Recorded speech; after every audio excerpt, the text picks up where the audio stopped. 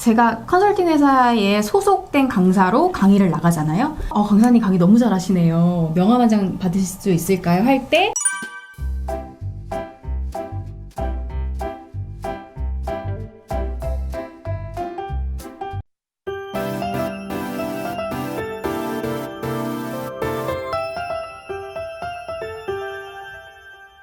컨설팅 회사 소속의 명함을 주는 게 아니라 개인 명함을 주는 거예요.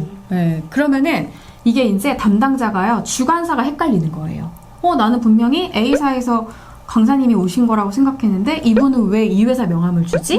그래서 실제로 그렇게 컴플레인 걸리는 경우도 굉장히 많고요. 그 다음에 갔는데 강의를 강사님 너무 잘해요. 강사님 다음에도 또 와주실 수 있나요? 2차 앵콜 강의를 받았잖아요. 그럼 어떻게 해야 되죠?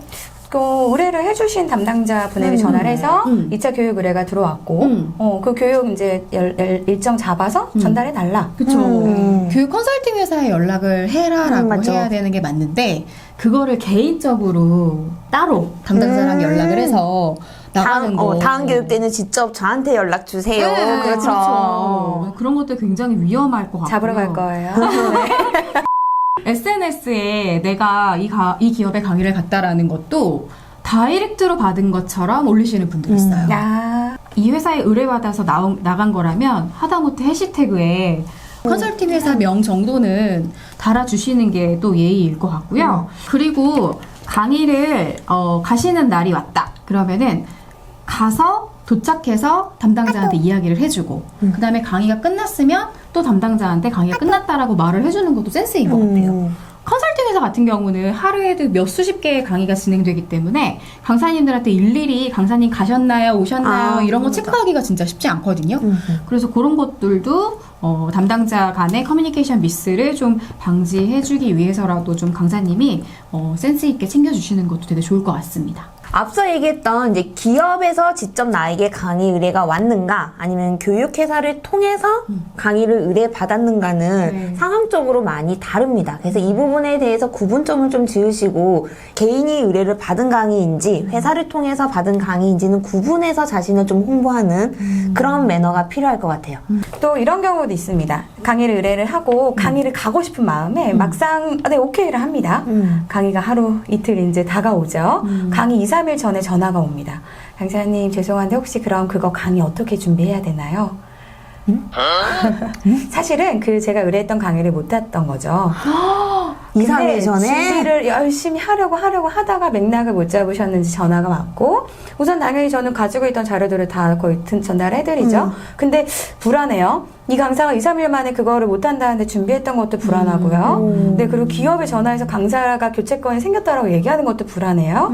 네, 저 이럴 때 정말 막막합니다. 네, 차라리 그 부분은 잘 못하니 제가 뭐 아는 분 소개시켜준다던가 아니면 다른 강사님 다음번에 의뢰해 주시면 감사할 것 같다. 이렇게 좀 정중한 거절을 해주시는 것 또한 네, 컨설팅 입장에서는 좀 도움이 될 거. 못하면 못한다라고 솔직하게 얘기하시는 게 이런 분들이 계세요. 컨설팅 회사입니다. 강사예요. 강사님 이 강의 가능하세요? 네, 가능합니다. B는요? 가능합니다. C는요? 가능합니다. A에서 Z까지 다 가능. 네, 가능하실 수 있죠. 하지만 교육의 퀄리티 이걸 좀 생각하신다면 본인이 할 수 있는 역량과 아닌 부분을 구분하셔야 됩니다. 네.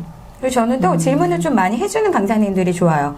고민점을 가지고 있다는 뜻이기도 하겠고, 그리고 그만큼 더 체크를 잘해서 더 거기에 맞는 맞춤형 교육을 좀 준비한다라는 생각도 들기 때문에 사실 모르면 질문도 못 하잖아요. 그래서 좀 질문을 해서 좀 자기만의 교육을 좀 만들어낼 수 있도록 좀 끌어내시는 강사님들이 되시기를 바라겠습니다. 네.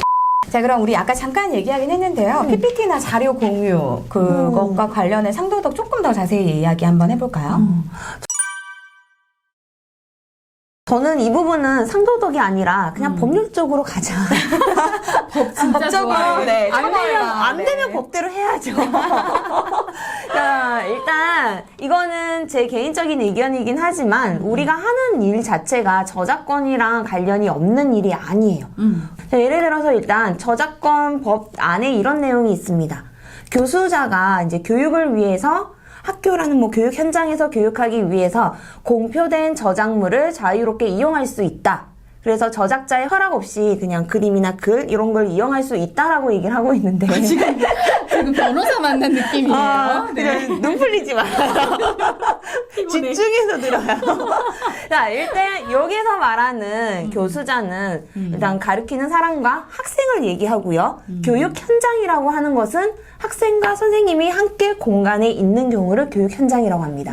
그때에는 글, 그림, 폰트 뭐 사용 가능합니다. 근데 만약에 이러한 조건이 아닌 경우에는 저작권법 위반이 되고요. 그리고 강사가 하는 이 개인적인 강의는 교육 현장이 아니라 개인 활동으로 구분 짓고 있어요. 허락 받고 써야 됩니다.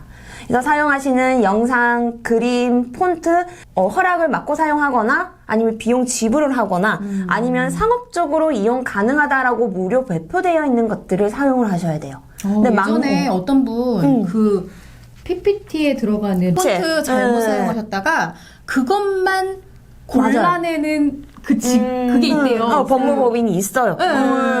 그거 잡아내가지고 몇백만 원씩 벌금 물리게 하고. 그렇죠. 왜냐면 그게 직업이신 분들도 있다던데요? 인스타에 올리시잖아요. 자기 강의 사진을. 그렇게 해서 저 폰트체 하고 바로 보이는 거예요. 그래서 이런 부분들은 좀 너무한 거 아니냐가 아니라 누군가의 중요한 저작물이고 창조물인데 함부로 쓴 사람이 잘못된 게 아닌가라는 생각을 합니다. 그래서 이용 허락을 꼭 맡아서 사용을 해주셨으면 좋겠어요. 네. 그리고 저는 강사님들 커뮤니티에 많이 활동하시잖아요. 거기에서 아예 그냥 공개 자료로 올려준 자료들도 있거든요. 근데 공개 자료라고 하더라도 그 자료는 그 커뮤니티 안에서의 공개 자료지 여기저기 뿌리라는 의미는 아닌 것 같아요. 그래서 그렇게 공유하실 때 좀 조심하셨으면 좋겠고 자료를 혹시나 누군가한테 받았다 하더라도 그거를 그대로 쓰기보다는 자신만의 스타일로 좀 재구성하셨으면 좋겠거든요. 근데 전 제일 신기한 게 다른 사람의 자료를 받아다가 바로 강의하실 수 있는 분이 제일 신기한 것 같아요. 능력자라고 천재예요. 해야 되나? 네, 능력자가 천재. 진짜로. 그래서 진짜. 받은 자료를 또 재판매하시는 분들. 레포토월드에. 그런 분도 있더라고요. 요것도 검사해서 잡아야 되겠네. 그렇죠. 그리고 만약에 예를 들어서 내가 교육 컨설팅회사 소속으로 강의를 간다. 그러면 그 PPT에는 최소한 그 회사의 로고 정도는 넣어주시는 것도 하나의 센스. 라고 생각이 들고요. 그 다음에 이거는 제가 예전에 그 사회 보러 갔을 때의 일인데 강연자들이 이렇게 오잖아요. 그러면은 자신의 자료를 주고 싶지 않아서 뭔가 노트북을 바꿔달라고 이렇게 노트북을 띄워달라고 교체해달라고 네. 행사에서 쓰는 노트북이 아니라 네. 자신의 노트북으로 바꿔달라고. 근데 그게요 충분히 이해는 되거든요. 그런데 대형 행사 같은 경우는 네, 강사님들마다 와서 노트북을 바꿔서 꼈다가 이 시스템을 조작할 수가 없어요. 그래서 어쩔 수 없이 USB로 자료를 받아야 되는데 이게 마치 어디에 이제 유출이 될까봐 되게 불안해서 안 주시는 분들도 계시는데 그거는 이제 행사 상황에 맞게끔 자료를 일단 주시고 예를 들어서 강사님이 강의가 끝난 다음에 보는 앞에서 삭제하면 되잖아요. 바로 이제 휴지통에다가 넣고 삭제까지 하는 그런 과정들을 지켜보시는 게 오히려 좀 더 센스 있지 않나 이런 생각도 좀 해봤습니다. 네. 네, 두 분은 잘 아시겠지만 저는 자료 공유에 굉장히 좀 폭넓죠. 맞아요. 거의 그냥 통으로 거의 다 던지는 좀 스타일인데 그렇게 좀 오픈을 해야 좀 저도 성장하는 것도 있기도 하지만 만약 강의를 의뢰를 한 강사님이 저에게 강사님 PPT 잘 만드시는데 강사님 것 좀 공유해 주세요 라고 하잖아요. 그럼 저는 그 다음날 강사님한테 전화해서 어머 그 의뢰한 강의가 취소됐어요 연기됐어요 라고 거짓 통보를 합니다. 이유는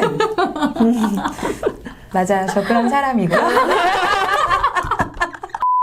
어떻게 제 교원을 가지고 강의를 한다는 건가? 어떤 강의를 펼치려고 하는 거지?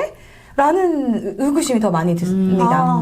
네, 그래서 차라리 기업에다가 양해 구하고 강사 변경 통보를 해서 다른 분 구하는 게 저한테는 조금 더 마음이 편한 것 같아요. 근데 또 이런 경우도 있었던 것 같아요. 제가 이제 PPT 교육이 전문이다 보니까 전문으로 이제 쉬는 비수기나 이럴 때 교육을 듣죠. 근데 그때 교육을 돈을 지불하고 들었던 교육에서 강사님이 디자인 센스나 색감이 너무 좋으셨어요. 근데 그 강사님 너무 통 크게 PDF로 파일을 다 주셨었거든요. 공유를 해주신 네, 거죠? 공유 그냥 다 해주셨어요. 그래서 이제 그 자료를 가지고 색감이나 이런 것들은 따다가 사용을 하고, 그다음에 저는 보통 디자인할 때 핀터레스트라든지 이런 사이트, 외국 사이트들을 보고 하는데, 거기에서 그때 강사님이 보여주셨던 디자인 구도가 눈에 확 들어오는 PPT가 있는 거죠. 역시 교육을 들어야 된다, 공부해야 된다. 그래야 눈에 띄이는구나 생각하고 생각하고 디자인을 해서 활용을 하고 있었는데 어느 순간 인스타에 누군가에게 연락이 왔어요. DM으로. 이 글이 혹시 윤진 강사 얘기하는 거 아니야? 라면서. 근데 강사님이 그 글이 뭐냐면 그 강사님의 친구가 내가 알고 있던 강사, 즉 저를 얘기하는 것 같고요. 그 강사가 남의 거 갖다가 쓰고 있었다. 라면서. 근데 사실 저는 해명하고 이런 스타일은 아니잖아요. 네. 그 강사님 같은 경우는 자료를 공유해 주신 거면 제 구성해서 써도 된다는 의미 아니었나요? 맞는데 저는 강의할 때 제 거 꼭 갖다 쓰세요. 그래서 같이 성장합시다 이런 마인드로 주기도 하는데 정당하게 강사료를 지불하고 자료를 공유해 주신 거는 제가 구매했다라고 판단이 되긴 하지만 어떻게 생각했을 때는 우리 그런 거 있잖아요. 제 배포는 아니지만 상업적인 용도로 나는 박윤진 강사 쓰고 있지 않나? 라는 의구심 때문에 조금 속상하셨을 것 같아요. 아니면 제 거 PPT 10개 드리겠습니다. 연락주세요. 네, 그렇답니다. 네. 자, 그럼 이번 컨텐츠는 강사의 상도덕에 대해서 이야기를 해보았습니다.